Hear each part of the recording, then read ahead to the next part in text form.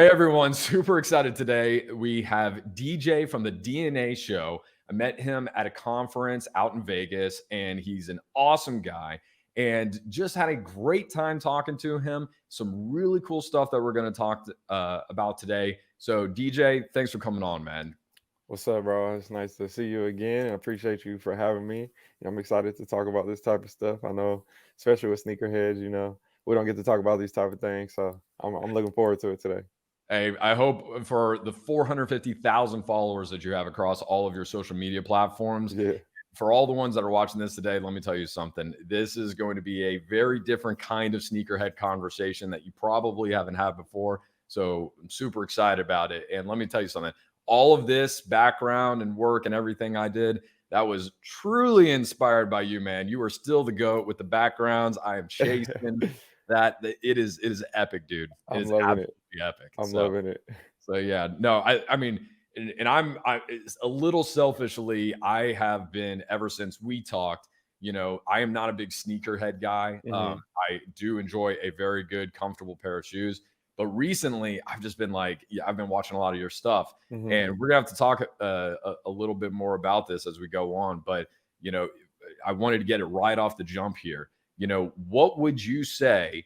If for somebody like me, you kind of saw me at the conference, hmm maybe I was dressed a little bit nicer than I normally was, but still kind of casually. If I'm Yeah. rocking just some like gray jeans, black jeans, and I said, you know what, it's time to break my sneaker cherry. I wanted to get in on one. What's a good hmm entry level sneaker that somebody like me could just wear, at any given point in time that you think's comfortable, goes well with a good pair of jeans?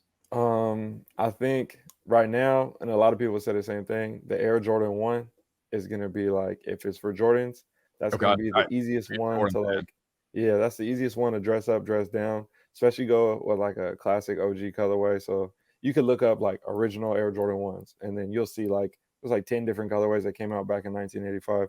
Aren't Like the you'll if I remember, aren't the original of those like the black white with the red stripe?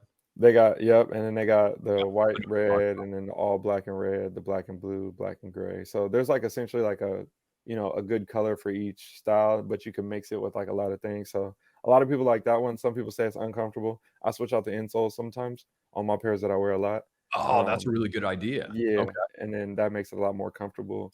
But yeah, I think if that was the one, you would get like a lot of compliments, a lot of respect, all those things.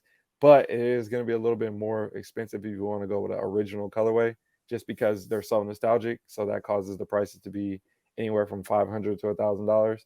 Now, if you want to go like more of a entry level type Air Jordan 1, you can still get one for 200 to $400. Yeah, so you might be able to get like an obscure colorway or something just because of like the price. Everybody is not as high of a demand, so Okay, it might that be makes just a little sense. bit different than the OG colorway, but it'll still look clean and look nice on foot. Okay, I'm gonna check those out. I'm a huge MJ fan. He's my favorite athlete growing up.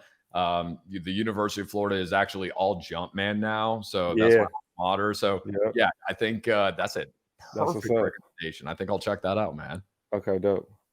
Well, great. Well, look, I want to get into the sneaker kingdom that you have built and a little bit more. I had a thing. I was like, he is a true shoe connoisseur and a little bit more. Okay, Yeah.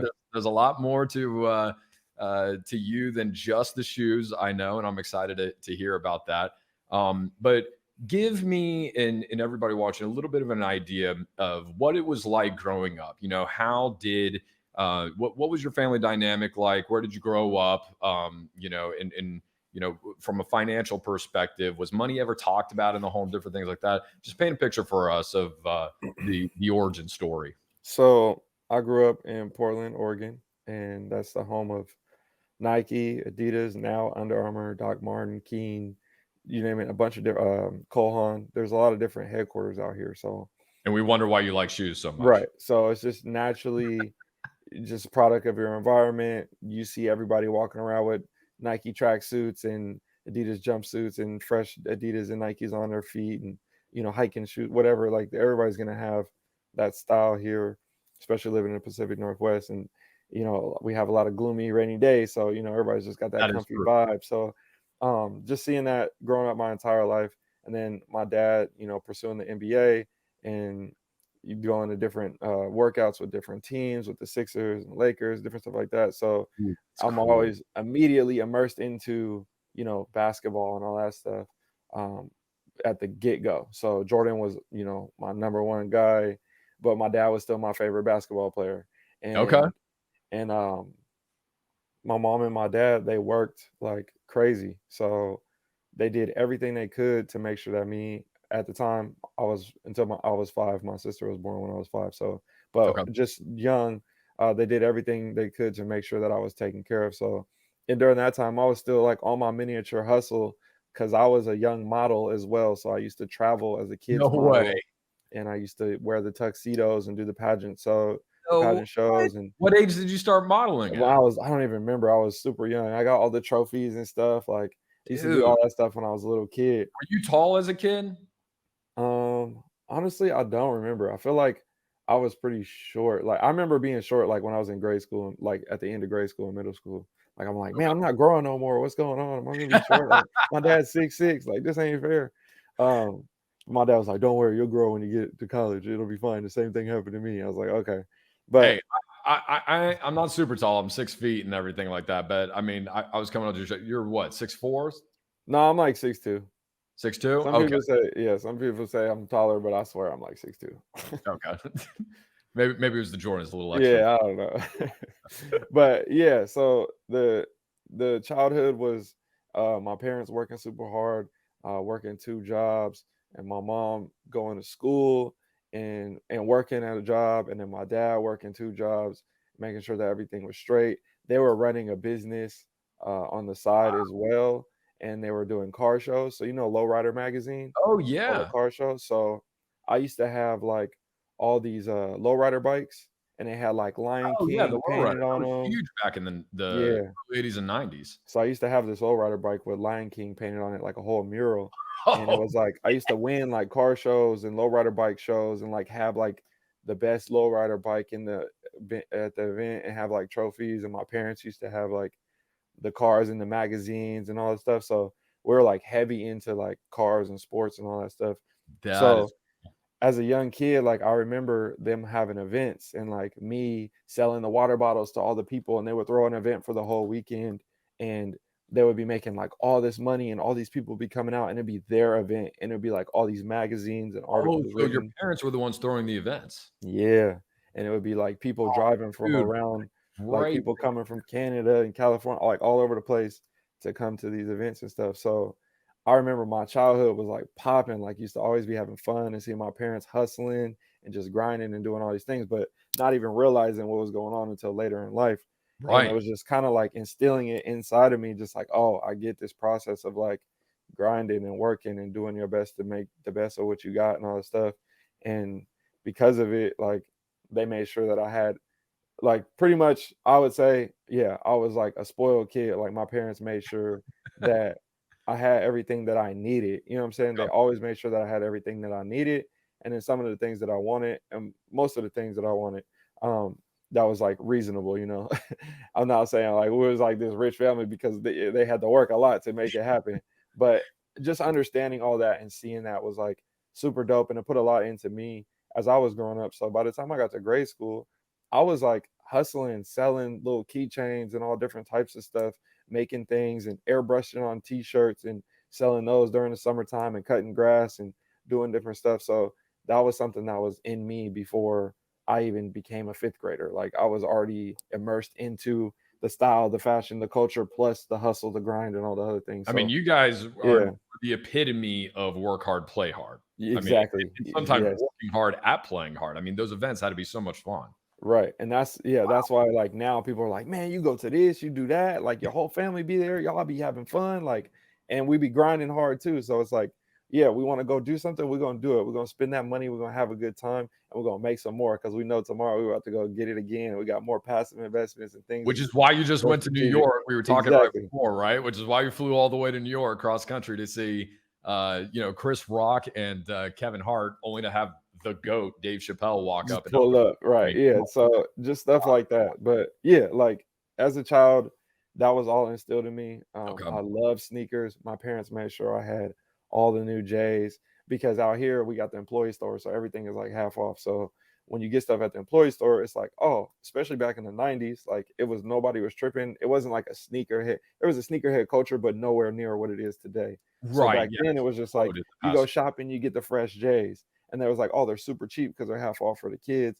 So you know me, I'm like Mm. fresh. Like I pull up to kindergarten with all the new J's that just came out, first grade, second grade. There Like, we go. yeah, so that was just kind of like what I had known. I remember getting in trouble in school for not like playing outside because I didn't want to get my shoes dirty and all the other kids had to play. And I was like, no, like I'm not going out. Like different stuff like that. But But I get that. If look, you just told me to go buy some 200 for. I guarantee you, the nicest pair of shoes I have right now are probably like some Cole Haan dress shoes that I probably got on sale for like $160, something like yeah. that. And it's like, even when I got those on, man, I am super conscious of Mhm. like, hey, if this door's open, I'm not going to kick it open with my foot, like I'm paranoid about that, and I don't want to be. So it's Right. like, I will absolutely go get these Jordans. I think it's a great thing, but I totally see how I'm going to be like you. I'm going to get out there and like I can just see one of my little kids will come walking up. I'll just push his Step in. face right out of the way. Right. There you go, 5 feet away from daddy. Don't Right. don't crowd the kicks. That's hilarious, man. Yeah. So Yes. tell me this, like as you were growing up, so you guys definitely had to work hard, play hard. I mean, your parents were grinding, you were grinding. I mean, like I just, I'm ready to go sell something right now and just do something. Right. Hearing about this, but what anything ever come up like, and maybe you learned this later on, in looking back at your parents now, but during that time, were your parents, they were making a lot of money, but were they saving money? Were they investing money? Were they, doing anything with real estate or stocks? Do you know any of that? And was that ever kind of discussed, or was it just, hey, we're making a lot of money and we're going to do smart things with it, but we're just going to invest in the business, or we're just Right. going to do this? What was the dynamic there once they brought the money in? So I come from two different worlds. Like my mom is white, my dad is black. I went to a school that was they put me in a Japanese immersion program. So I learned Japanese from Japanese immersion? Oh, yeah. cool. So I learned Japanese half the day and English the other half of the day from kindergarten all the way through high school. Well, And it there was you a go, man. program. I got my Naruto poster right there. I'm sure they taught Naruto in that Yeah, Japanese we immersion used to program. watch all that stuff. Yeah, I remember having all the OG Pokemon cards and stuff, like still got them to this day and they're all worth all this money. Oh, But okay. Okay, yeah, well, you that's can't really see it. later in life. You can't. Okay, well, hold on, everybody. Now we got to. Okay, so he's rocking all his badass. He's rocking all his badass stuff right there. All right, here you go, right here. First Yes. edition. Let's get the focus on it. There you go. First Yep, edition PSA 10 Charmander right there. So it's bro. I got the Squirtle too, but I'm not allowed to open it until I hit some business goals. I So have binders of all that stuff. It's dude, ridiculous. I had, okay, this hurts me to say. Okay, it's painful. My favorite card growing up, I mean, I was the 99 guy, right? As soon as everything came out, my favorite card was Charizard. Mhm. Right? I had an entire sleeve of Charizards, and I put those things in plastic cases. Yep. They were in good condition. All right. And I had the Blastoises and the Venusaurs, and I mean, I had all of it. Okay. Moved out away from home, stuff's all at the house, all this other stuff.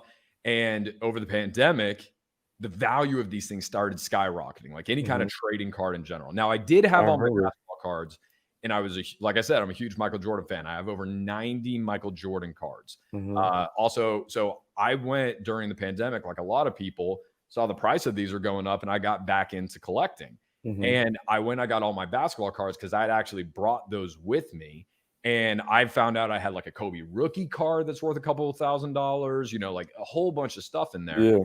And I called my parents. I said, please tell me you guys have my Pokemon cards. Cause I see like Logan Paul get on there.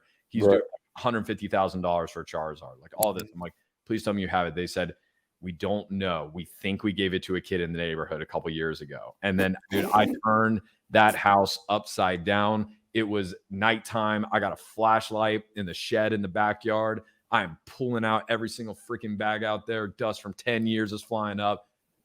It was gone. Damn.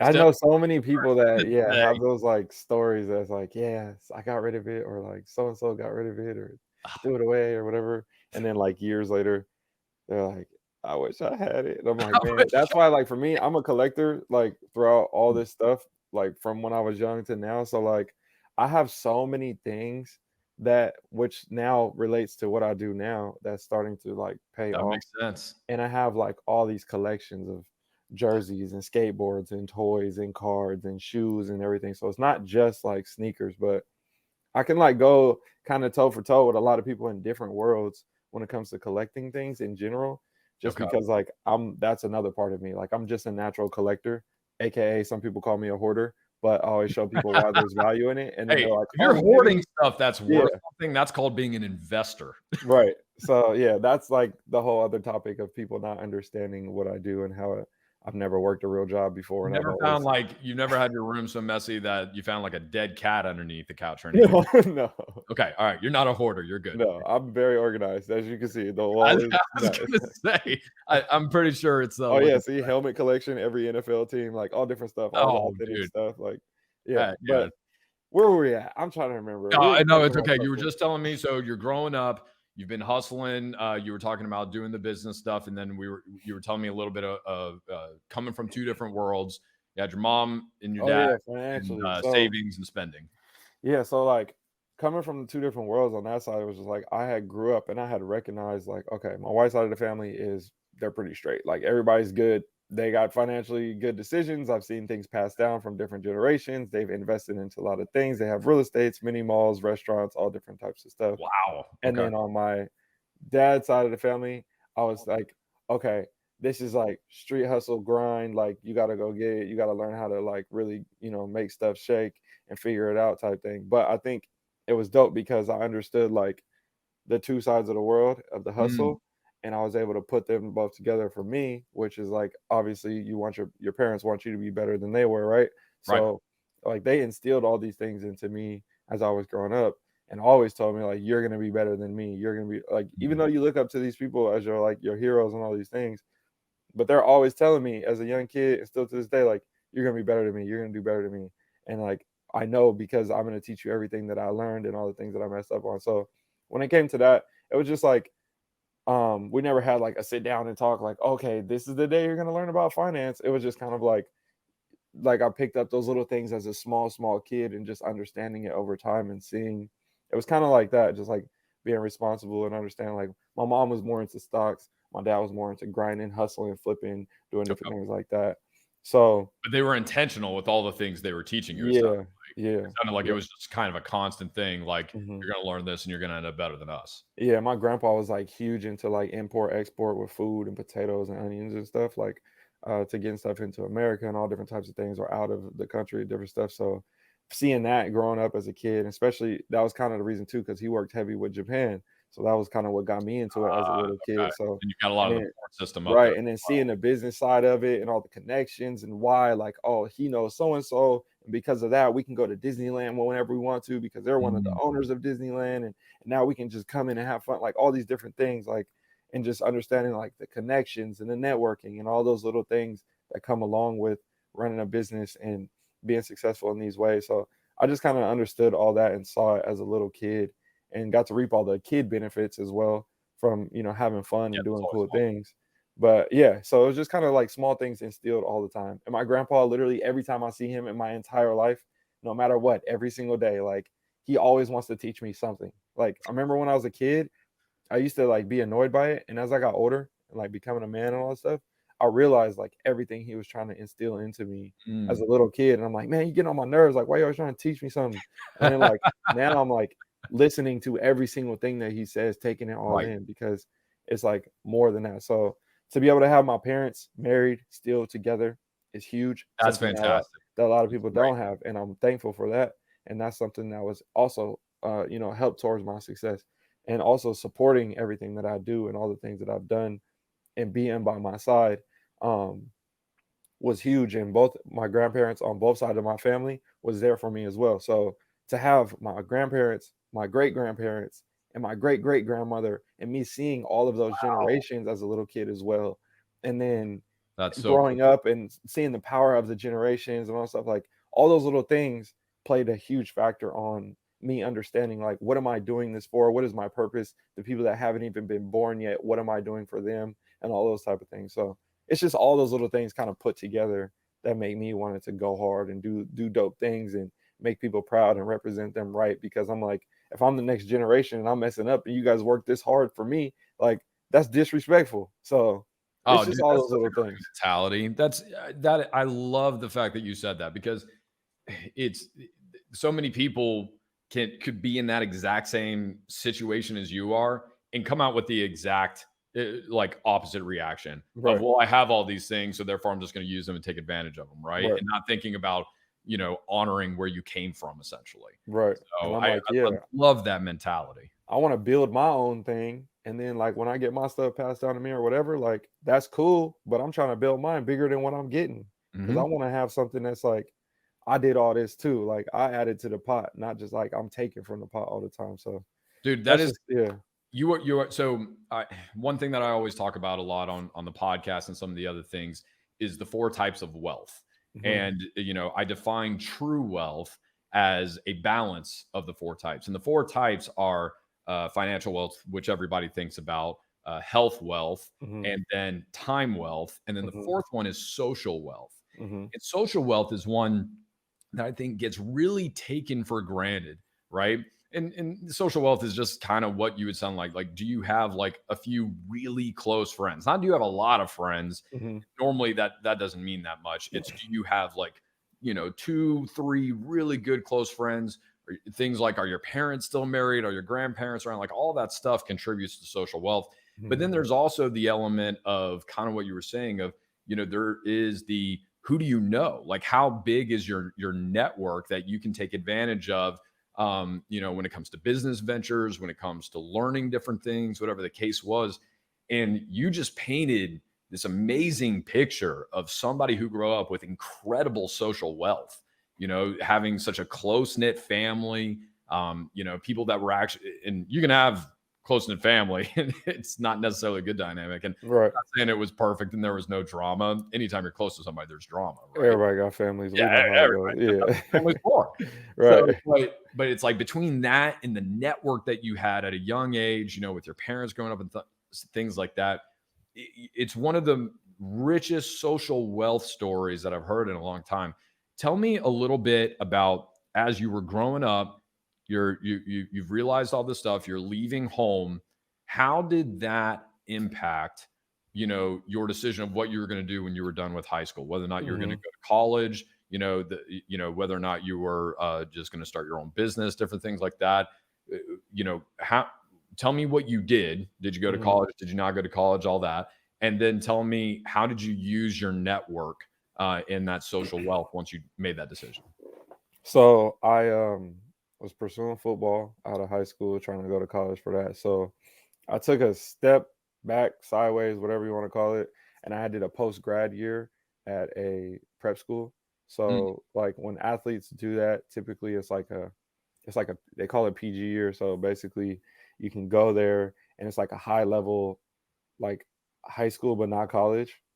okay. And you have a lot of athletes that'll go there. So there'll be a lot of guys that did that thing. You'll graduate senior year and then you go to a PG year.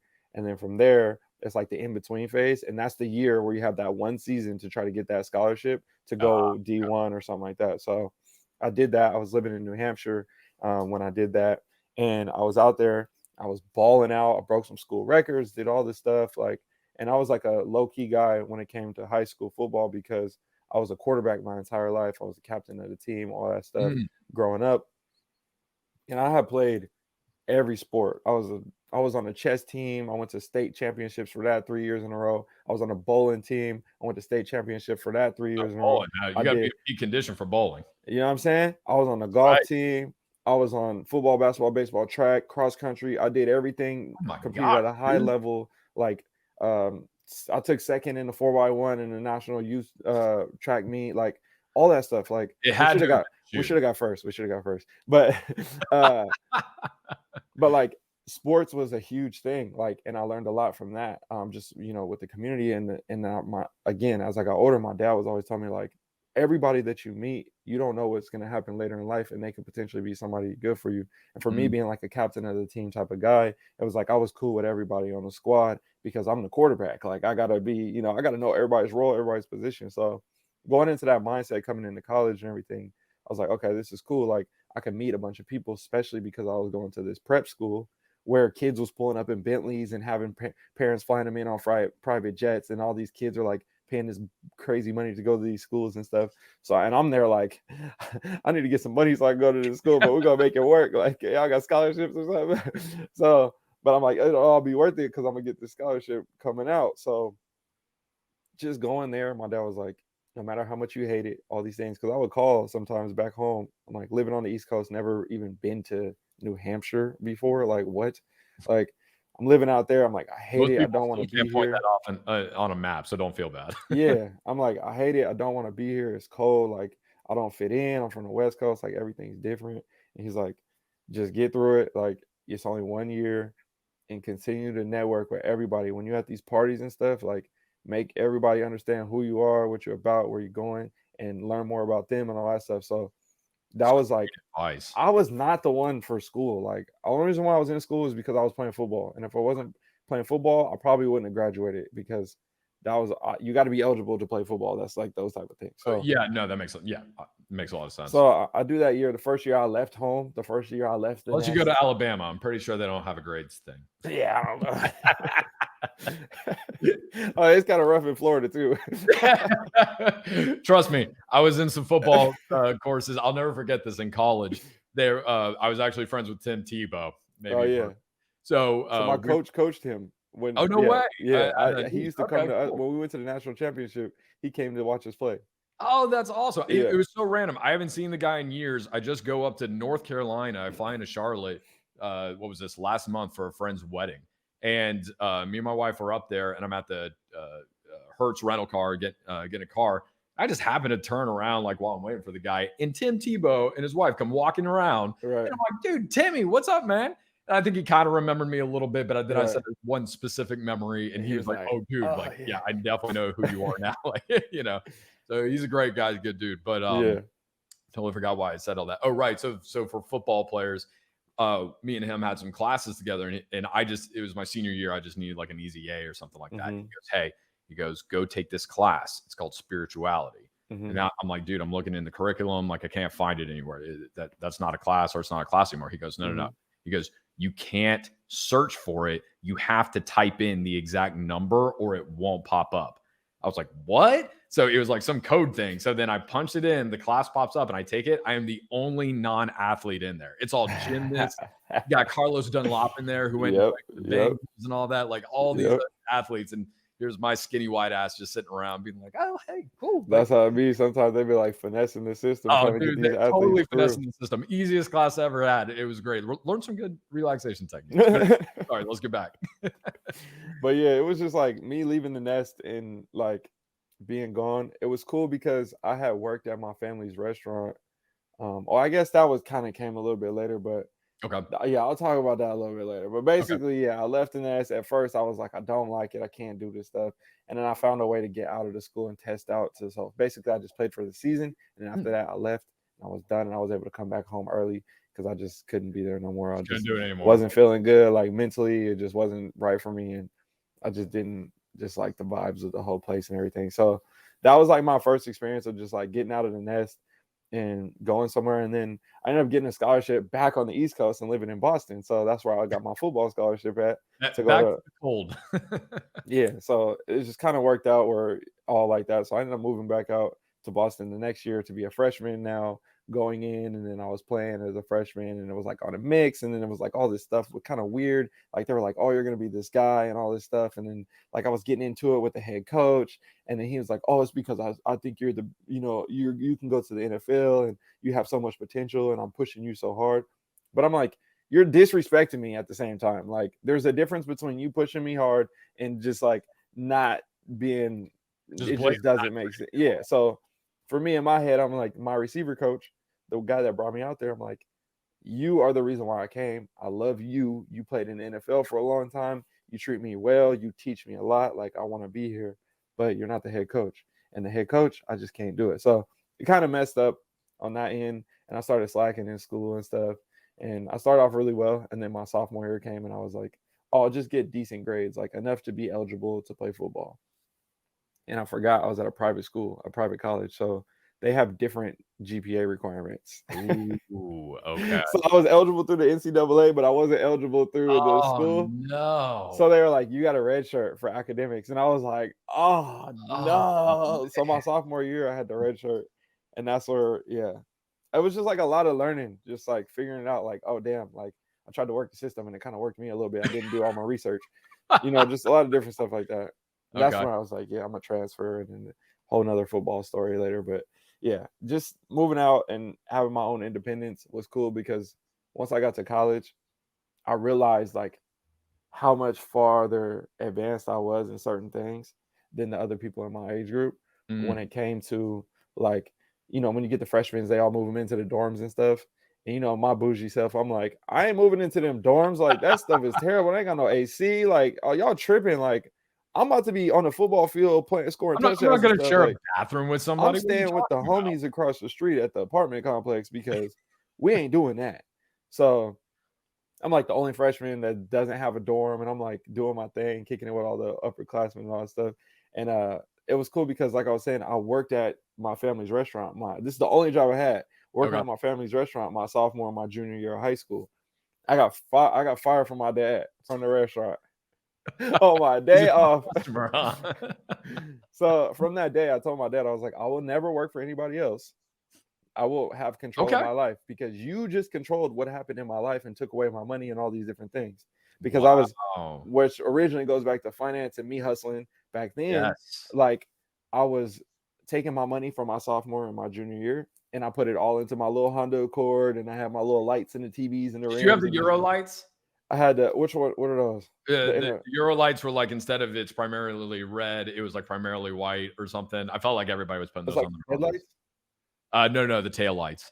Oh no, I had no, I didn't switch the tail lights. I just did like the regular brighter lights, and then I had like lights underneath the car. Okay. But yeah, I was putting all my bread into that, and then to buy like building my shoe collection. Because when I was high school, when I got to high school, my parents was like, "No more, you're grown now," and I was like, "I'm 15," and they were like, "You got to figure it out." You're grown now. They're like, my dad was like, "I was living in my own apartment when I was 16 in high school. I got kicked out of my house. You got to figure it out." And I'm like, "Geez, what am I gonna do?" Like, Oh, so I was like, "I'll work at the restaurant." So I was making money, and I was just basically buying a bunch of shoes, like okay. getting all the stuff I wanted. I have to ask this actually because this is something that comes up a lot. A lot of people are going to hear that and they're going to go, 15 and you're independent. That's kind of harsh, right? Right. Well, I had a similar, it wasn't that harsh, but it was pretty close to the same thing to where I wasn't the best behaved kid when I was younger. I loved to push authorities' buttons, didn't matter who it was. Mm-hmm. It's just kind of my thing. And it's still kind of shown today. But around 15, I did something that to this day I still regret. When I turned 16, that was my last basketball season. I was a decent basketball player. I probably could have gone to like a really small school and played, but Mm-hmm. it wasn't really a goal of mine. And I actually didn't play my senior season because I said, I need to work. So we didn't grow up with a lot of money, but mom stayed home. Dad didn't make a lot and everything. And I wanted a car because I wanted to be able to get places. But my parents didn't have any money to give me anything. So I actually didn't play sports. And the other thing was because I was constantly getting in trouble and grounded and my parents would take away my stuff. I Mm-hmm. just said, if I go and I buy my own stuff, then it's mine. It's not theirs and they can't take it from me. And Right. they agreed to that. They said, fine, if you buy something, we won't take it from you. So around the same time you did, I started buying my own stuff. I like at pretty much from that point on, unless it was like a birthday or Christmas gift, my Mm-hmm. parents didn't really get me anything. And I had to start working at a young age. So with that happening with you and you kind of having that mentality kind of switch, do you feel like looking back now, hey, that was actually really good for me? Hey, yeah, I learned some stuff, but it was a little, maybe a little much or something like that. I'm not sure if I'd do to my kids at that age. Or would you look on the other spectrum and just say, no, it was completely unfair for my parents. They shouldn't have done that. I'm considering doing it to my kids when I have kids one day. Okay. By the time they get to 8th grade, like, I don't even know if I'm gonna let them make it to freshman year. Not even gonna get there. I No, love it. I think it was great. I think it put a fire under me. It's like it's like a sink or swim thing, fight or flight. Like you got to figure it out. and otherwise you ain't gonna have what you want. You ain't gonna be able to go to get lunch, and are you gonna be eating the school lunch, or are you gonna be, going where you want to do and do the things you want to do. So Nobody for wants to me, it listen. was like, yeah, let me get the I want the car, and especially because my birthday was early in the year. Like I was one of the first people with a license and a Okay. permit and Yeah. everything. And I had actually bought a car when I was in middle school because I was already preparing. Which again, like just What? seeing the future things. Like I had Gosh. already purchased a car when I was in middle school. I had Can't flipped even that drive. Already car. got a car, ladies and gentlemen. I flipped the car and bought a different Mhm. car by the time I got to my freshman year. So I was like, I'm ready because you So get by your the time you permit. could drive, what kind of car did you have? Well, I had my by the time I could drive, I had my Honda Accord and I was ready to go. Like I had a '01 Honda Accord and it was like 2006 or something like that, All or right, let's 2005. do this. So I was like, it's a relatively new car. Like this is solid. You know what I'm saying? That's Good on great. gas, all the things. Yeah. Like can drive far and put a lot of miles on it. I was being logical, like all that stuff. So, it was cool on that aspect, but it was just like maybe that wouldn't have ever happened if they wouldn't have told me just the simple thing of like we're not buying you shoes anymore because of it or school clothes anymore. You got to go get it yourself. So, all that stuff could have had a relaying effect on all the other things that I wanted and all the things I needed. And my dad always tells me like he's like you're gonna build the lifestyle that you want, and you need to build Mhm. something that's gonna maintain that lifestyle that you want. And True. and Yeah. just like just like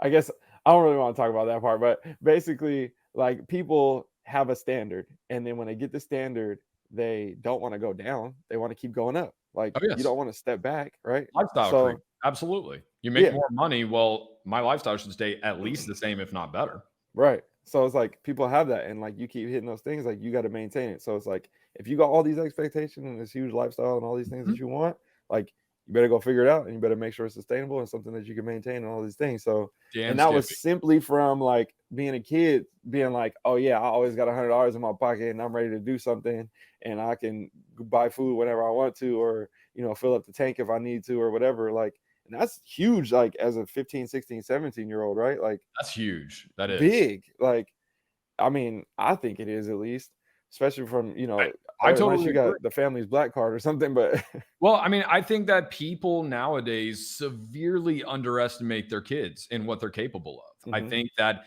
out of, broadly speaking, and I say this just seeing like a lot of the kids nowadays that are, I mean, just an example would be a driver's license. There's a lot of kids nowadays that the average kids don't even get their driver's license till they're like 18, 19 years old. they're out here catching Ubers.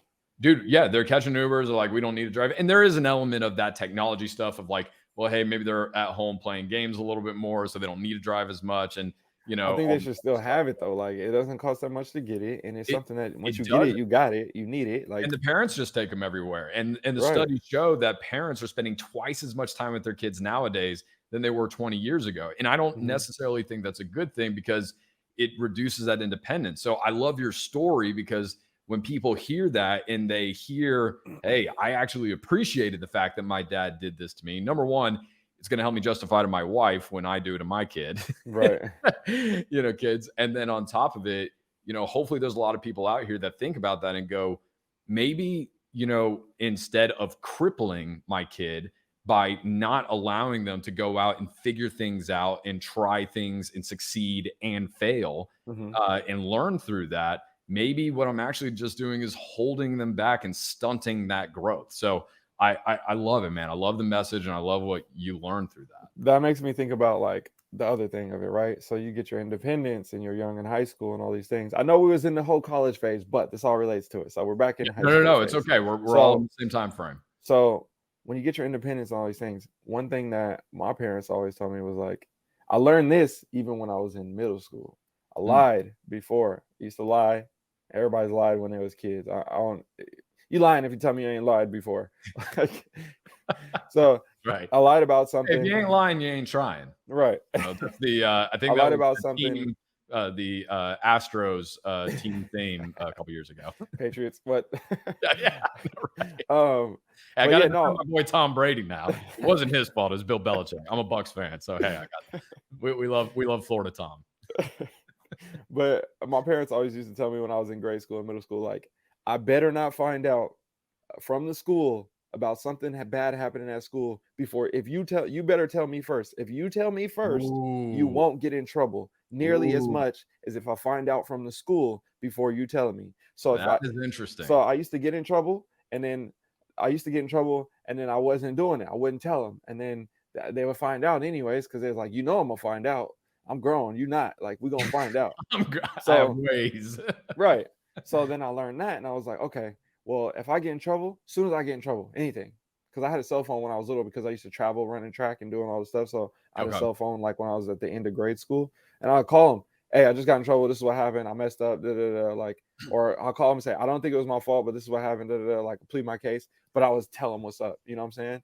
And then by the time I got to high school, or by the time I got to middle school, I lied about something like in sixth grade or something. They took my phone away from me. That was huge. I was like, oh, I don't got my phone. I can't play Snake on my Nokia because that was so fun. I used to do that in class when That I was shouldn't have been. OG games. Yes. But they took my phone, and I was like, I'm never lying to my parents again. I got to just tell them what's up. Got to tell them the truth. Got to tell them what's happening. Extreme honesty. Yeah, good and So bad is gonna come from that for your parents. so with that, I learned throughout middle school, like, just tell them the truth, tell them what's going on. If I'm going Mhm. out to do this thing, whatever, be responsible. And that was instilled into me in middle school. So when you get to high school is when you really want to test stuff and do bad things. And it could be more consequential to you actually being alive tomorrow, or, going to juvie, or all these different things, right? And Very that's true. where stuff happens a lot in high school with kids. Well, I had learned those things in grade school and middle school. So when I got my car and I got my independence, you know how kids had curfews in high school? I never had a curfew in high school, even freshman year. Oh, okay. No curfew, no nothing. Just tell me where you're at. Tell me what you're doing. If anything's bad happening, we'll come and pick you up. We'll come and take care of you.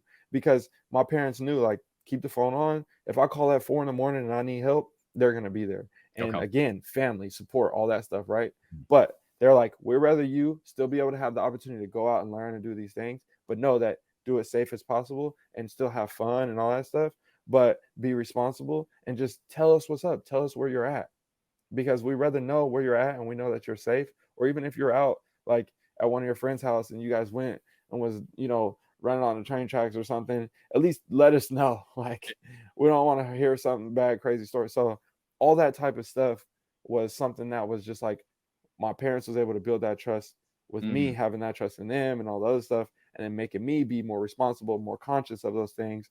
And then now I'm like in high school, the person who doesn't drink because I'm an athlete and all this other stuff. So I become the designated driver, but we're still all having fun, and all the homies want to ride with me, and we still go do cool things.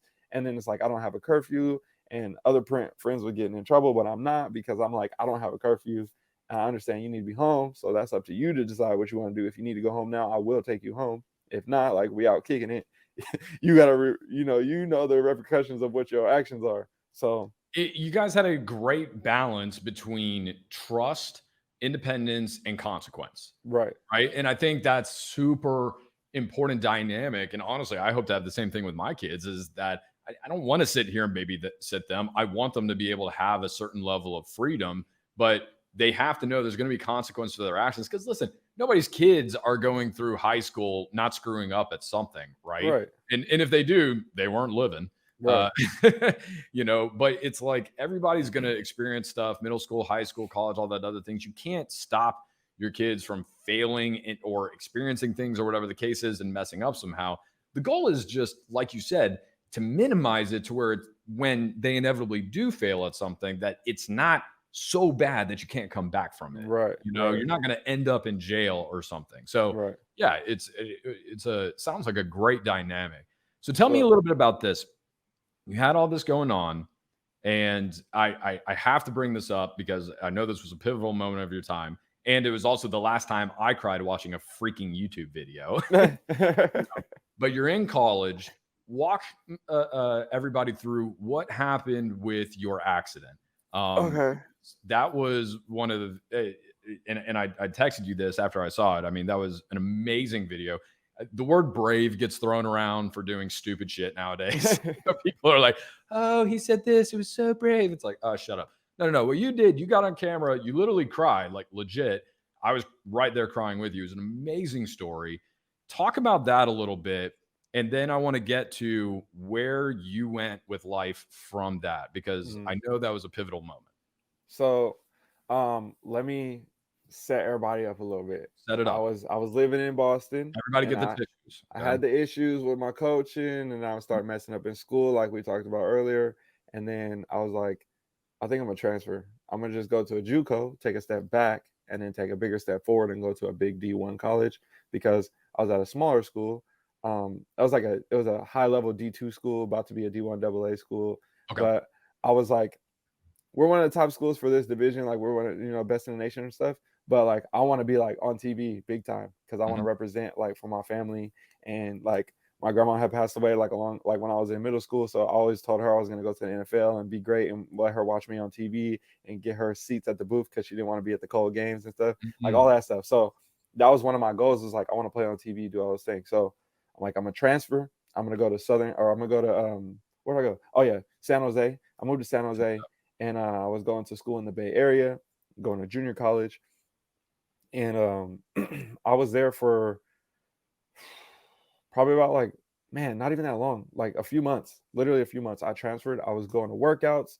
As soon as I get there, first couple weeks, I got D1 schools on me, giving me their cards, talking to me. I'm calling my Wow. family, like everything is great. My business, I was running my business as well, so I was selling sneakers online.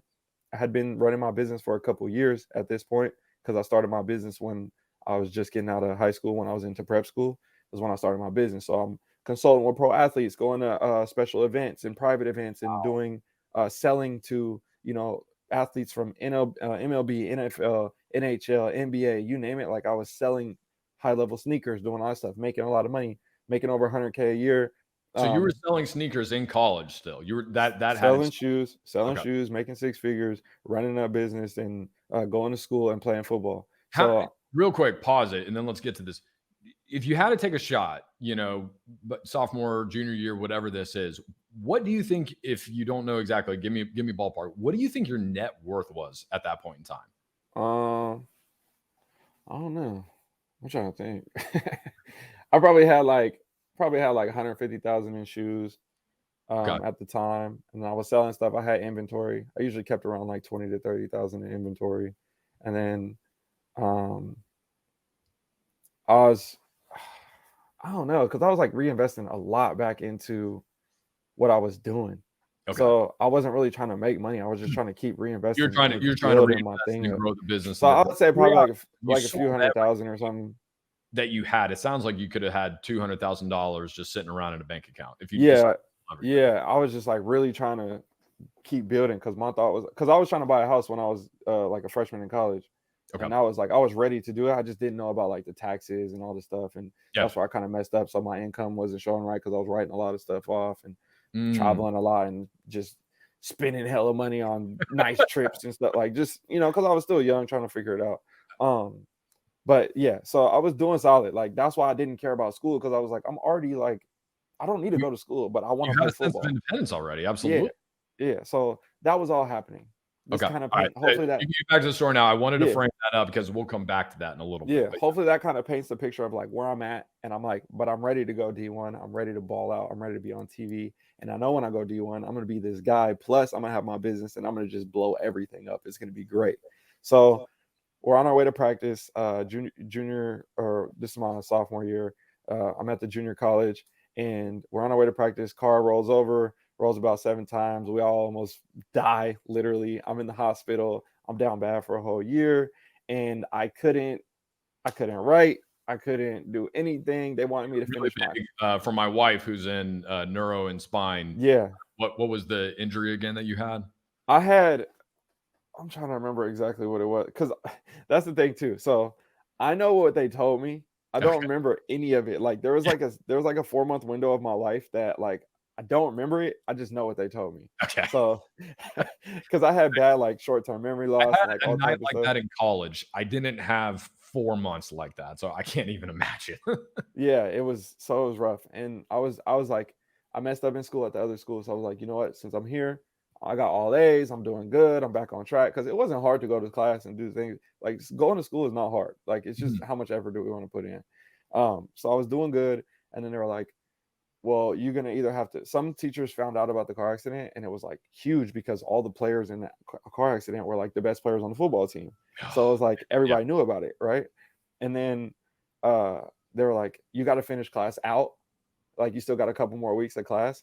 And I'm like, I can't function. Like, I'm literally laying in a hospital bed. Like, and they wanted me Right. to like finish the class out. And then other teachers were like, oh, we'll give you the grade for what you were currently at right now and just let you get that grade for the whole semester. And so it was just this whole other thing dealing with the Oh my school, gosh.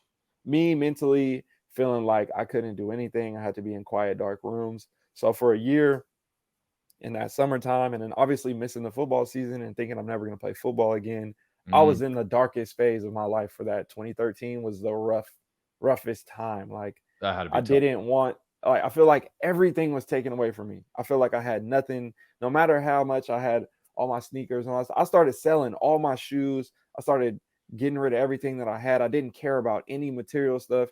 I didn't care about nothing. Like, I was like barely even wanting to live. Like, this is ridiculous. Like, I can't believe I can't do nothing. I'm going to physical therapy like once or twice a day. I had like 280 something physical therapy or treatment type days within Wow. the year, like going to Wow. memory and physical and all types of things and brain scans and you name it. Like, it was just all types of stuff that was just, it was just a rough time. Mm, So the business was struggling, like, the which I didn't really care about income because I didn't have no overhead. Like, I was running an online business and I mhm. had, I True. was running everything out of the house and stuff. So for that part, it was convenient in that sense. But a lot of people in the sneaker world knew about me already because I was well established.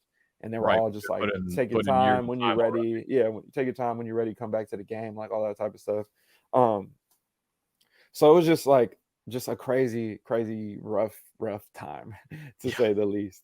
And I was like, I gotta get through this. Like, I got so many people, again, like you talking about the social wealth and all, I The have so social wealth many in that time. people. Because what I mean, outside of paying for hospital bills, obviously, right? It's like, what good is money at that point in time when you, who is used to being, at parties and throwing events and doing all this, when you're stuck in a room because you like, just light and too much, it's too much for you Yeah, to be able to handle. It's like, what good is money in a situation like that? right. You I'm know? just in quiet, dark rooms all day, every day, like not Man, able to do anything, about to pass out if I stand up too quick and going to physical therapy and struggling and so health, can wealth, barely move my status neck at and an like all all-time this stuff. Yeah, I was scabbed up from my head to my toes, and I had road rash all down my arm, and yeah, it was just a lot. So Mhm. that was just like a rough time, but you know, I was like, I got all these people supporting me. Like, again, I gotta respect how much they respect me, how much they support me, right? Love that. Love that So mentality. if it's that, I need to go out and go hard. Like, I can't just give up. Like, y'all been supporting me through this whole time. And no matter how down bad I am, people still coming over to my parents' house to make sure I'm okay, checking them on me. Even though they can't come upstairs to see me, they still coming over. My parents are walking in the room later saying, oh, so and so came by, Mhm. they brought you this, or so and so came in to check on you, so and so called, so and so messaged, whatever. And I'm like, You felt the love. it's coming in. You know what I'm saying? I Yeah. appreciate it. And I'm thankful for every single person. Was there And was there like a moment where it was like, I I gotta get it back, I gotta get back, right? Or was it a slow, gradual kind of uplifting? I think it was just like a slow process. And then, like, Mm, after I got about 7 or 8 months in, I was like, and I was able to start like doing things a little bit better. I was like, I'm coming back. Like, I don't care what yeah. nobody say. Like, I'm coming back. So I think that's so important because for people who have ever had a loved one or a close friend or something that have been through something terrible like that, I think sometimes it can be discouraging when it's like a super long rehab process. I know people, that have cancer, different things like that. My mother-in-law, she's had cancer, and it's a battle, it's a mhm, journey, and I think to number one, to the people going through it, keep fighting, keep doing right. it, right? There's people who love you. But also a lesser message sometime that maybe gets out is to everyone surrounding that person, don't give up on them. Don't stop bringing the encouragement, bringing the love, because it wears on you too. Like, I'm sure for your Yeah. parents and your family, I mean, like, that had to be a long, agonizing process. And it's just, to hear from somebody like you say, listen, there wasn't this like light bulb moment. It was just the constant picking me up, the uplifting, all these other Right. things. Like, it was that, social wealth that ultimately brought me back to, the health wealth side of things. So, I no, think I like love that. when I see like I see stuff happen to people, or like the one that's always the funniest to me is like I see so and so's birthday's today, Mhm. and you saw it. You could have said happy birthday. You know the person, but you Mhm. just didn't even take the 3 seconds to just literally say happy birthday, bro, or happy birthday, or bless up, It's a happy great birthday, example. right? And it's like you literally saw it. So it didn't take that long to just say happy birthday and appreciate the person in that one moment real quick.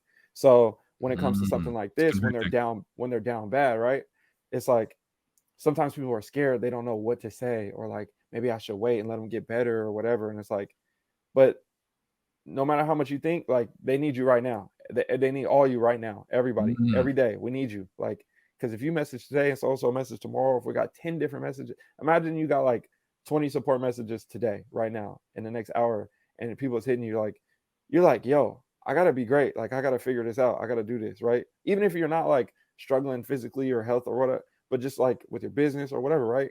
When you know you got that support on any level of life, it's like dope. So especially when somebody's down like that, don't be scared to literally just send somebody a text. Like if you truly love the person, or if you truly support them, or if you like, hey, if you need me, call me, or if so and so needs my help, just literally send a very short message if you need to. Whatever it Mm. is, people can do that. It's not hard. It's If you powerful. It's not if you hard. and if you don't want to do that and you feel that you don't care about them, why are you even friends with the person? Don't talk to them ever again. Uh, Realize it's that for true. yourself, It's that that's true. not for you. That sounds harsh, but it's really not. It's like if you won't do the bare minimum, of sending a birthday text or something like that, and it's like you really got to evaluate like why am I friends with this person? Is it? I mean, I'm sure in the world that you live in, you probably experience this all the time. Of you can probably flush out pretty quickly whether or not people are friends with you because they genuinely like you, Right. or maybe that's a part of it, but they're like, hey, DJ can get me something. Like he can hook Right. me up. Like I'm gonna keep him around because of that. Right. It's like it's not so much just about you. Their intentions are about what this person can get from me, right? Yeah. So yeah, Yeah, like it's when I'm with my wife, I'll see people, and like I'm really good at like over the years with experiencing interactions with so many people in so many different industries and stuff. And there's a lot of commonalities in people's traits and stuff, right? So you mm, can tell like things when you see people with, like you said, body language, different types of stuff. So when I see people, it's easy for me to be like, and it's not a good thing, but it sometimes it is. I just know when to like kind of have my guard up a little bit more or whatever, because I can kind of see how people react to like when you get new people in your life and different stuff like that.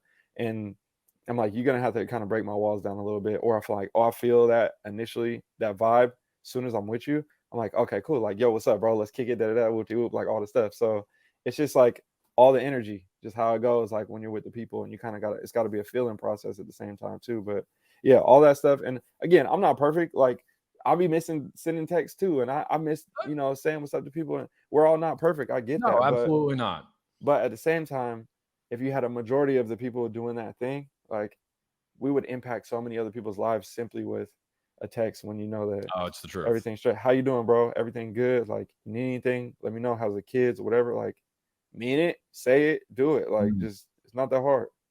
I think that when we look back at things, as I talk to people about what true wealth is, I think that a lot of times when we go through, I have a list of questions that I'll kind of ask. There's not like a scale of 1 to 10 or anything like that, when we're going through these things, but you get a pretty good sense as to where somebody stands when you start asking, some of these questions. And it's sad, to see sometimes people when I say, do you have two friends that you are close to that you text or call or see at least twice a week? Hmm. It's amazing. And I think honestly, the pandemic made this a lot worse because we weren't getting together. We didn't have excuses to run into each other. If anything, it was excuses to stay away from each other. And I don't think that everybody's relationships just naturally kind of got back to itself, right? And I think that we see that a lot with like the depression and unfortunately the suicide rates that we're running into nowadays. And it's just like that social wealth, having somebody, whether it's family or whether it's close friends. Oh man, it's a richness in and of itself. Yeah, I think it's interesting how it all has been playing out, especially over the past. I think for me, it was like the opposite. Like people stop talking to each other and stuff. And I'm like, for me, I was like, I got more time to reach out to people. I got more time to say what's up, Oh, what a catch up great with people. mentality. Oh, So yeah. for me, it was like the complete opposite. I'm You like, saw it as yo, an opportunity. yeah, like I got time to like hit up my bros and see what's good, or like, yo, when this stuff is over, we're gonna plan a trip and do something, like all that stuff. And then like as things started to clear up, it was like cool. We started going to do things with different friends around the country, or like all my homies on the East Coast and different stuff like that. So uh I don't know. I think again, there's a lot of different lenses to look at things, but usually there's always like the hot, cold, right, or wrong, all that other stuff. Mhm. So I just always try to look at the optimistic side, the better side of things as much as possible, because I'm just always thankful every single day that I'm here to be able to do something. Because, like I said, about 10 years ago, everything was rough, and I'm trying to just make the best out of every day as much as I can. Even if I'm like having those days where I'm like, I don't want to do anything today. I'm gonna just chill out. Like I don't care. But I'm That's important. Yeah, all it's in good to have like, those. you know how sometimes you're in your head and you're like, I'm not doing enough, I'm not doing enough, I'm not doing enough. And like Tell me I'll about do it and I'll be like, I didn't do enough today. And then I'll think about it and I'm like, I'm very content with all the things that I didn't do today.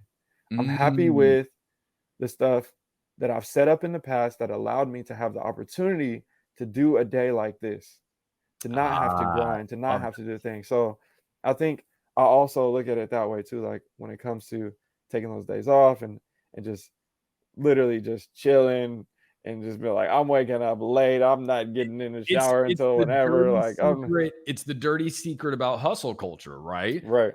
Hustle culture, like, yeah, it sounds cool when you're in it. I mean, I remember the first time somebody told me, they just said, "You do so much. I can't imagine doing all the things you do in a day." Right. And I'm sitting here going, "Really? I don't think I do enough." You know? Exactly. Every And day. it's like that's the dirty secret of hustle culture, is that you forget how to relax sometimes, and you have Mhm. to be intentional about it. And burnout is real. I think COVID also helped me with that too. Like Mm, it was like we gotta we gotta get right. We gotta get more healthy, more thing. Like obviously, yeah, being an I athlete my agree. whole life, like working out, all that stuff, training for the combine, doing all that stuff, like Mm, pursuing the NFL. Yeah, I know how to work out. I know how to do all those things. But it was just even more nitty gritty of like ultra cleanliness and everybody being like super anal about it and like all that stuff.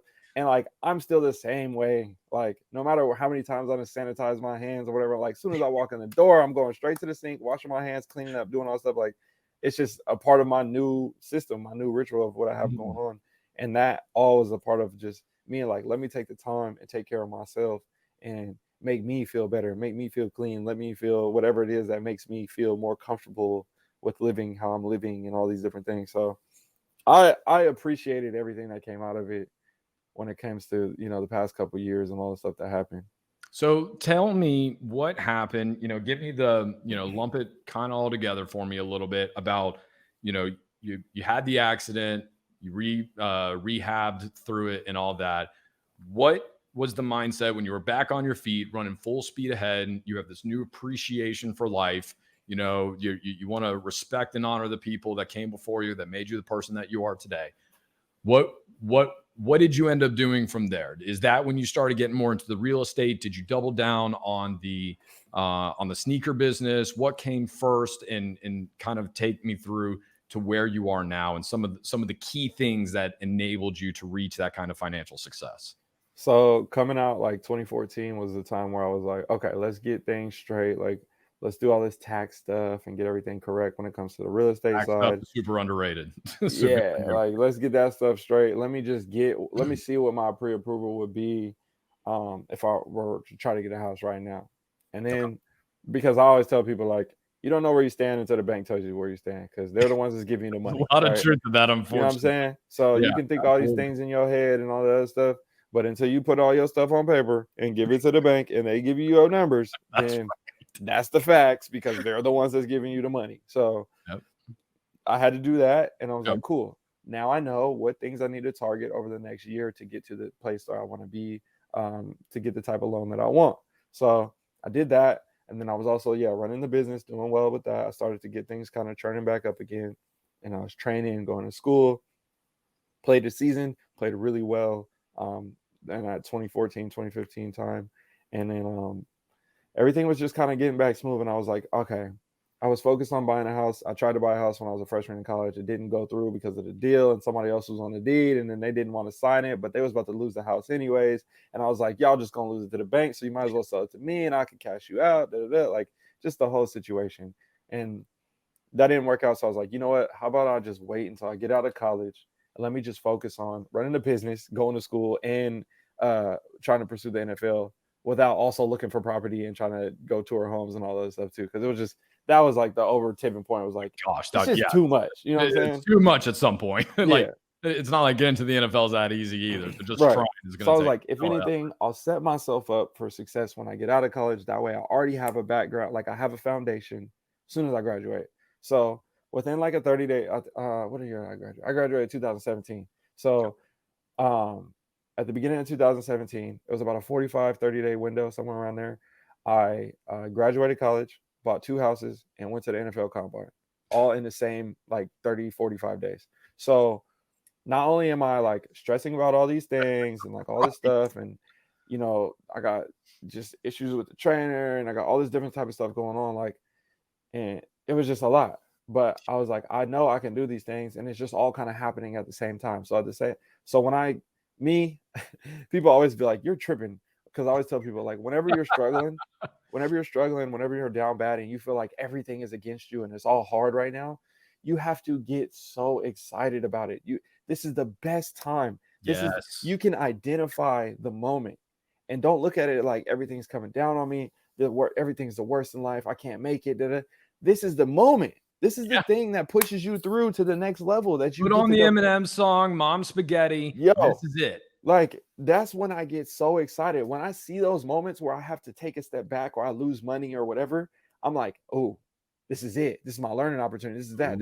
I can identify those things. Yes. So like, I love it. When you become more aware of yourself and your moments and all those things, it makes it a lot easier to you to enjoy the process, see the struggle, and then not make the same mistake, and then move forward next. So with all that stuff happening, it was like my moment. Now, I didn't make it to the NFL, but I did buy 2 houses and I graduated college. So I was 3 for 4 when it comes to those things. You see what I'm saying? I mean, that's literally the shoot for the stars, because even if you don't make it, at least you'll land amongst the clouds or something. Like, so I'm like, I don't care about college. I'm not going to use my degree for applying for a job, but I got it done, and that was a part of the the process. You tried. And I did it. You tried. You're not sitting here today in 2 houses going, man, if only I would have tried for the NFL or something. Like, no, you did. You chased the dream. Exactly. You did what you could. You couldn't make it. There's no shame in that.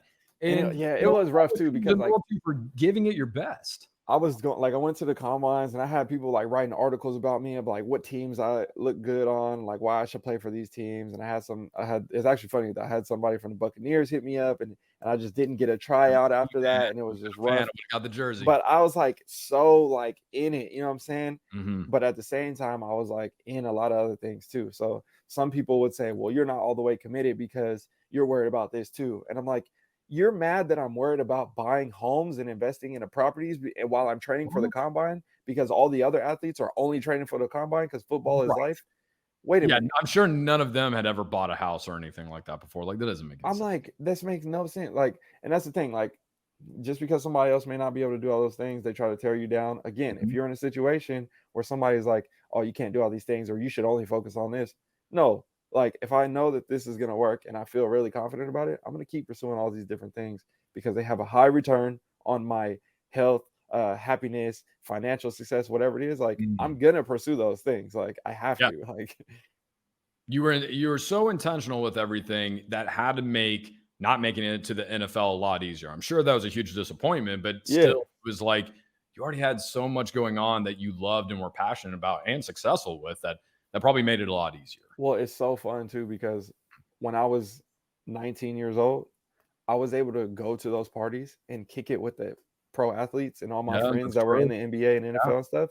And I was able to keep up. I wasn't like, hey, bro, I can't go in the club because it's a little too expensive, or like, I don't know about them bottles, or like, we can't go shopping today, because I was able to keep up. So for me, I was always like, if I don't make NFL money from the NFL, I'm going to make NFL money from how I make my money. Hey, so, some of those practice squad guys even making $250 a year, you were doing better than that. Exactly. I knew guys that just went practice squad and that's all they did for a few years, but they still do well, but it's like you were flipping sneakers better than that. So yeah, you're keeping so up. it's funny because me and my dad talk about that. He's like, you getting to the point where you're about to really be making like real NFL money. Like, and I was like, yeah, I'm trying to get there, man. You know what I'm saying? I love it. All That right, so stuff like about that, I have to ask this one: biggest sneaker flip you ever made? What kind of shoe was it? And tell me how the whole deal went down and what it was for. so I'll do shoe deals like I'll do like crazy shoe deals for like over $100,000. Like we'll just do like a cash deal and then go buy some kicks and it'll be like 4 $200 pairs of Jordans shoes don't or seem so something. bad anymore all of a sudden. Yeah. So it'll be like some rare Jordans that'll be like, there's only 6 pairs of these made, or there's 2 pairs of these made, or whatever. And I'm like, that's what I specialize in now because I don't have time for like the volume of selling the cheap items. It's just like too much work to make like $50 per shoe. And then you like, yeah, cool. If you sell a Well, and you thousand have the sneakers, brand, right? So yeah. this is, and for all of you out there listening to this, this is a very important business lesson. So again, walk through the mindset of why it's not worth to be flipping anymore because you were doing this back in the day. You were flipping shoes for 100, $200. Why is it not worth your time anymore to be flipping $200 shoes? So yeah, one of the things I value the most out of all this stuff is my time. Like I said, I value Yes. those days. Like I said, I Say value it the again days. for me. He values his time well. Ridiculous, Oh, we ridiculous. ignore it so much. Thank you. Time is money more than you can Yes. ever think. Keep going. Like I said, I value the days when I can take the whole day off, and I value all that time when I'm not doing anything. Like every second, I'm like, oh, this is so nice. This is what makes me happy. Whatever. Like, and other days I want to grind. Like it's great. I want to grind. That's how I feel like in that moment. But when it comes to all that, yeah, I think I value the time the most. What was the original question? Because I'm just so No, excited to sorry, tell no. people like I value. distracted you because you just hit that point, and I love it because not enough people Yeah. highlight the time thing. But the reality is this: millionaires know that time wealth is Oh super yeah. underrated, and it's all about how you utilize it. Because hey, guess what? We all got the same amount of time as Jeff Bezos and Elon Musk, and all these other rich people that are out there, right? So Right. what's the difference? Like, It's what are you what they're doing with doing it? with your time. So you Yep. were talking about the Flipping what was the pair of cheap sneakers you shoes. flipped for the Yeah. most? Yeah, so when it comes to like me flipping shoes, selling volume, just a lot of sneakers and making a little bit on each one and making my money, it took me a lot of time. I had to get the shoes, I had to Mhm. inventory the shoes, and I was one man band running everything, just doing it all myself. Right. Put them on the website, list them, ship them out, customer service, you name it, like all these things, and that was great because I was building up the business. But there comes a point where it's like you're making this money and you could be making more, but then you're going to have to spend more time. So now you're starting to trade your time for your money. And then you realize I put my time in the game. So now I need to get smarter. I put my time Mhm. in. I understand the nuances of all the system and how it works. That means I'm ready to level up to the next part. And then that's when you're like, okay, people expand their businesses or they switch to a higher paying item or whatever they always find the thing to level up the business to work smarter, not harder, and all those type of things. So I was like, cool, I'm getting into the more I have an established brand. Now I can sell, sneakers every quarter, one time, do a shoe deal, make 100, 120, 500, whatever, make a bunch of money and be done. And then, do it another 3 or 4 or 6 months from now. And that's just like a side hustle thing now compared to like a full-time income. Mm. And it makes more than what I did with flipping kicks every single day, trying to hustle and grind, right? Right. Well, you So took the time, you built out your infrastructure, you built out your network, and then you built your brand, right? mhm, And then as you elevated all those things, it's like they say, one of my favorite sayings is new levels equals new devils, right? mhm. So you just continue to kind of go through higher ranks and echelons of, the shoe world essentially. And now you've become that guy. And it's like, yeah, I'll flip $100,000 pair of shoes. So, so what was the number one? What was the biggest profit you've ever made on a pair of shoes? Um, Man, I'm trying to think. I don't even know, bro. I just be, I you thought know, you told me about one that you did for which about one? $150 that you had to fly to LA for. Is that still holding the record, We maybe? just had we did this. I'm trying to think. It might have been the one. What kind of shoes Sometimes, were those? Do you remember? sometimes I have like people, they'll like fly in. It'll just be like a one day. So Okay. it's like a rare pair of Jordans. It's always Jordan PEs. Like it's It's always always Jordan PEs. PEs. Okay. Yeah. So basically, like PEs are called player exclusives. So they'll make them for like a specific athlete: Chris Paul, Ray Allen, Mike Bibby, whoever's signed to the Jordan brand, they'll make them specifically for them. They got Florida Gators Jordans, like stuff like that. Oh, no way. Okay, I'm gonna check Bro, they those got out. Florida Gators Jordans. They're all like five to $8,000 a pair. Okay, give me a little. I got to get my YouTube numbers up to a little bit closer to you before we're doing that. But yeah, no, there's like sneakers like that. So, yeah, there's shoes where I could make $40,000 or $50,000 in profit on a sneaker. Like it just all depends on the deal and how many shoes are in it and all the stuff and Okay. who I'm selling to. But I make things a lot easier. So basically now it's just like we do the deal, they come in, fly in, pick up the kicks, everything's done in a day, like smooth and easy. Like there's no issues. Like just it's so much more simple now compared to like dealing with customer service. Like I said, somebody tripping over their tracking number for a $200 pair of shoes and emailing me every day asking for this and why hasn't my shoes come yet? I was like, bro, you tripping over $200 and we over here doing $100,000 deals and ain't nobody stressing. That's right. And that is an underrated thing that people don't understand, is that a lot of people will think that, rich people are cheap and different things like that. The reality is that's couldn't be farther from the truth. Millionaires understand that sometimes it's not worth haggling over pennies, Let's just do right? it. And We're done. $200 to, the average person may not be pennies, but when you're making a certain amount of money, $100,000 a month or whatever the case may be, $200 in comparison is pennies. So Right.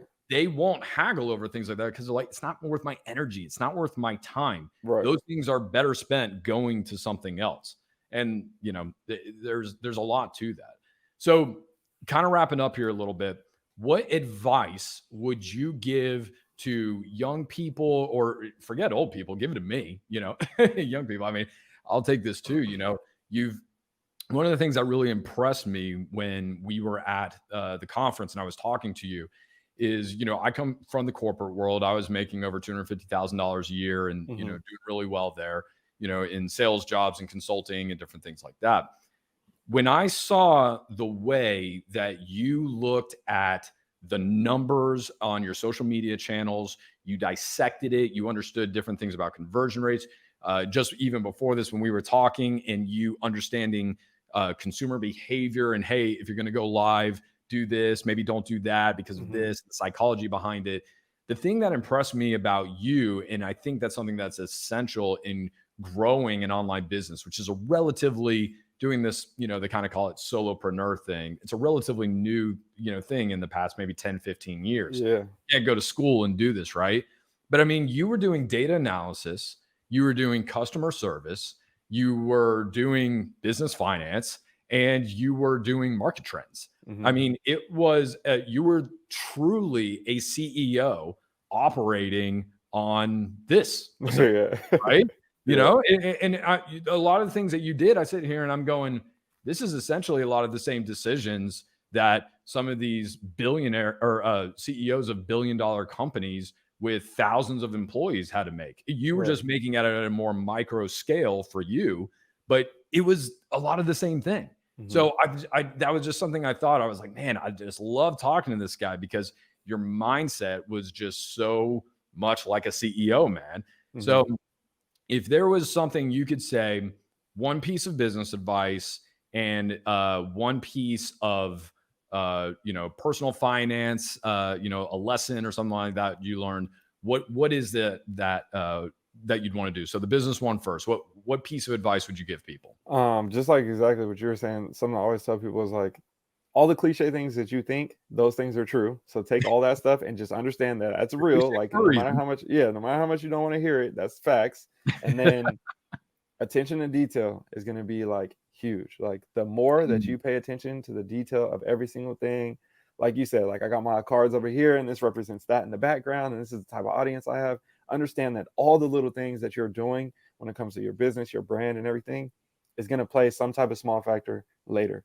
So if you can set up little things for now, and then I got all my football helmets in the back. Well, I want to work with the NFL one day and I want to do things because I pursued NFL stuff. So why wouldn't I do something that slowly, subtly says, hey, this is something that I'm interested in. Okay. I'm not talking about it, but you know what I'm saying? So all the little details and all the little things like that. And then, like you said, analytics, all that stuff, pay attention to all those details, be very defined about the stuff. And you have to have confidence in yourself. You cannot Yes. let people or other things or compare yourself. Again, cliche, don't compare yourself to others and all the other Mm, things. yes. You Side up. don't know. You don't know how somebody got to where they're at, right? Mhm. You just don't know. But you're comparing where they're at. You don't know their entire journey, and they'll tell you that, like you. I talked about my journey, but I didn't tell you every single thing about my whole life on today's thing in 1 hour and 20 minutes. Like it's Right. not possible. Right. So, like people compare themselves and all that stuff. Don't compare your business's success because a lot of the things we know what a lot of businesses what happens their stuff is exponential. It goes like this and then it just shoots up. So Skyrockets. when you're at this phase right here and everything is flat and you're like, we're doing it, I'm working hard, I'm doing everything that I'm doing, you forget that right now is you know all that you know. The next Mhm. year, if you don't know more, it's a problem because you should know more next year than you know this year. Very And just true. like last year, I didn't know as much as I know this year. So now I can implement those things and change all the things that I thought I knew. So you have to be enough, you have to be humble enough with yourself and understand, aware of the moments and all the things that's going on to recognize like I'm doing better. I'm learning these things. I'm Mm. confident in this. I'm giving it all that I got. And that is a huge thing, I think, for people, especially small businesses, success, because they end up holding themselves back or not feeling too confident or thinking that everybody's judging them or all this other stuff. Like, stand up on your box, shout out to the world, tell everybody how great you are. And everybody who wants to follow and become along with the gang, like, let them join. But everybody else, who cares? Like, they wasn't going to join anyway. So why you worried Right. about what Don't they worry said? about them. Ah, that is great. I love that. All right. And one piece of personal finance advice that you'd like to give out.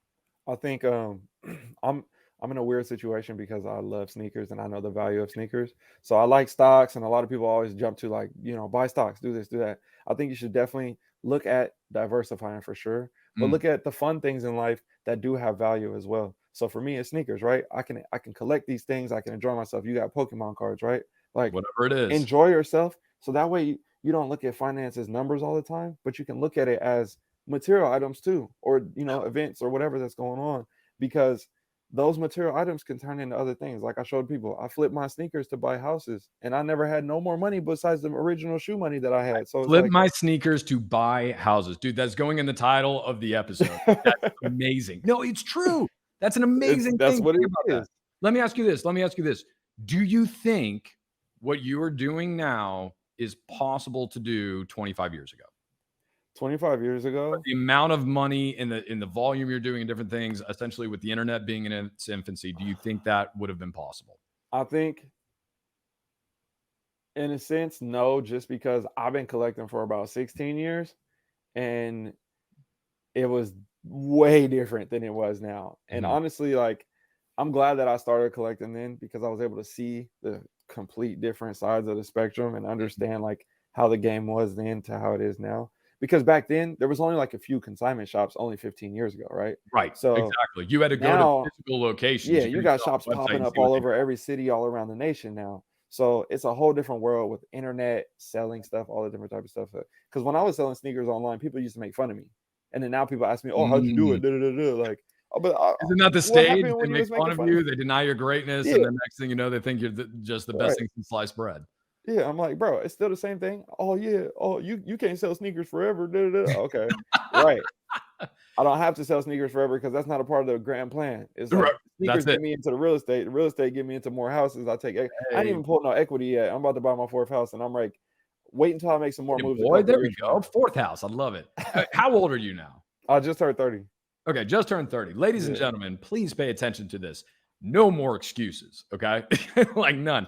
This man has been hustling. He knows what he's doing, right? The best time to start is today. I'm 35 years old. I'm just quit my corporate job, making all this money to make no money so I can hell make yeah, YouTube videos, right? And yeah, help people and do things that I want to do. And that was one of the things I loved about you, man. It was so encouraging because everybody goes, there's already so many people making videos. There's so many people doing this. It's like, look, you can start. It doesn't cost much to start and just put in the time. And it's amazing what yep, happens when you're consistent. You do things over a long period of time. And to your point with the shoes, the thing that's changed about sneakers, the sneaker game, it's probably, I'd imagine, relatively the same with one major difference. And that major difference is the internet. The yeah, internet now has given rise to the fact that you have access instead of to maybe your local community, right? And the people that are interested in sneakers.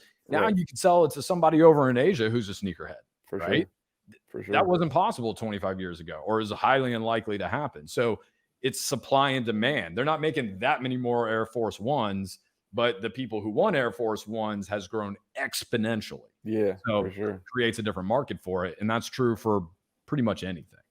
So Yeah, yeah, it's all exciting. I love when people are, just getting started with all their things and building it up. And I just tell everybody, just trust the process, like enjoy the journey. I know again, very cliche, with but the at the journey. same No, time, it's true. you have to because you won't get down and you'll be like, okay, these are things I'm doing, these are things that are working, and then now I can change this, change that, keep making tweaks, improving.